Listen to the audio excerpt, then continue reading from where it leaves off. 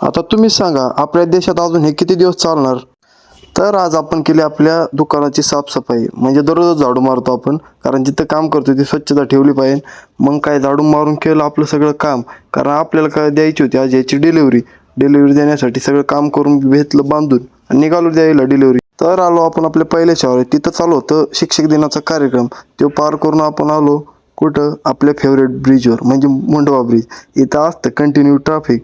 इथलं सारखंच असतं ट्रॅफिक जाम, पण आपल्या करायचे ना काम म्हणून काढली साईडनी गाडी. हे बघा सगळी थांबली ट्रॅफिकमध्ये, आपण चाललो साईडने असं कसं बुंगाट एकदम रस्ता काढत हळूहळू.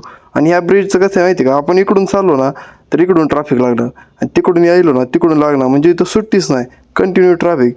एवढं ट्रॅफिक असताना मोबाईलची चार्जिंग संपन, पेट्रोल संपन, पण ट्रॅफिक नाही संपणार, असा विषय. पण दुसराच एक मोठा विषय झालता, ते म्हणजे आपण गेलतो शाळेवर आणि शाळा सुटायचा टाइम झालता. म्हणजे काय, वंदे मातरम चालू होतं, सगळी उभी होती. पण ह्यो बघा, ह्यो माणूस एकटा नाही का वंदे मातरम संपल्यावर उभं राहतोय. म्हणजे जोपर्यंत चालू होतं तोपर्यंत उभं नाही राहिला, सगळी उभी होती.